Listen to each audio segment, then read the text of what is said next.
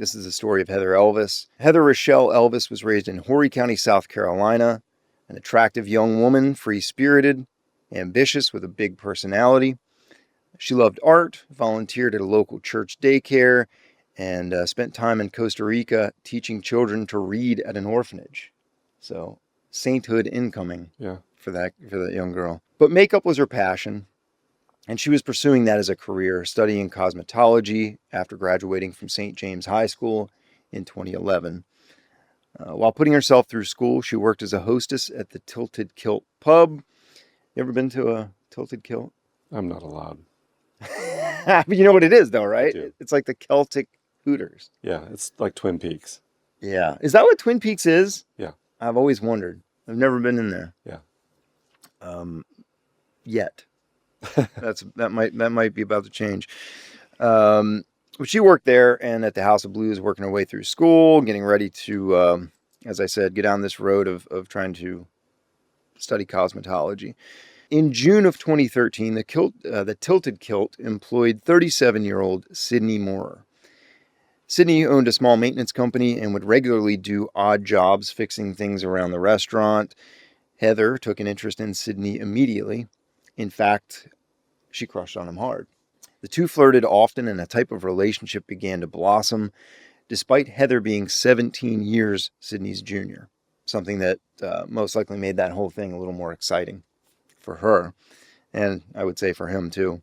Sidney began stopping by the Tilted Kilts on his days off, sending her cute little love notes, telling her she was his whole world. I'm picturing him getting his receipt and little hearts and pink pen being written on it. Like, that's what I picture from that. Heather would relay all the juicy details of her new fling with her best friend and roommate, Brianna. And as most 20-year-old girls would do, she took to social media to tease what was happening in her private life without being too specific. However, she would tweet things like, quote, "I got a taste for older men. The guy who builds things at my job makes me want to cream myself.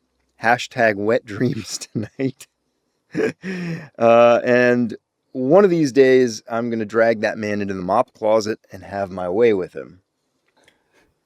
I mean, I just don't understand how people put this stuff out. I mean, a 20-year-old, girl dating a, guy almost twice her age. It's exciting. And I think that's, wow.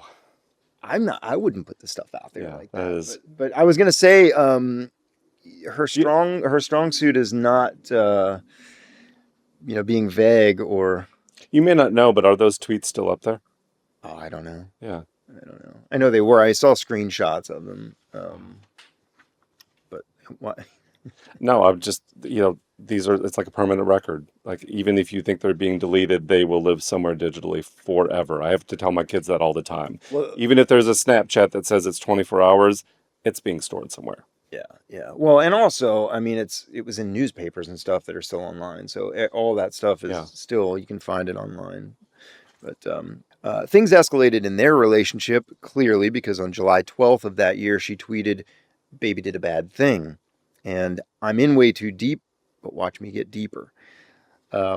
She is really putting it out there. Like, I think maybe it's an age thing or the time. This is 2013, which is not really that long ago, over a decade. But she's almost doing a play-by-play of what's going on in her private life. I wouldn't recommend that. Yeah. I wouldn't recommend doing that. And it did get deeper. Heather began to tell her sister that she and Sidney were in love and that they wanted a future together. So for Heather, at least, this had gone from a fling, some lived out sexual fantasy with an older man, to a real relationship. A relationship she no longer kept quiet about. She told everybody in her circle about Sidney, though Heather's friends didn't approve. They apparently thought she was confused about her feelings, and this wasn't love, but physical attraction.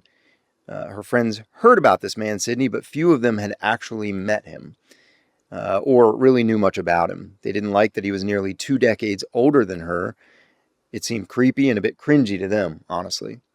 But most of all, Heather's friends didn't care for Sidney because he was married. Of course he was. Yeah, I was waiting for something. That's that's just the start, my friend. Okay. He had been married for 15 years. Sidney and his wife Tammy had children together. And I think just hearing that little fact of that her friends didn't really know who this guy was. She just talked about him. He's married. He's got kids. You kind of have a feeling of where this is going right off the top, don't you? Yeah, and I wonder. I mean, you can find out pretty much anything about anyone these days, and if they are married or they're, those things. You may not been able to do as much research back then if her friends were curious about him too. If they were worried or Yeah. they wanted to scope this guy out, maybe they were not able to find out.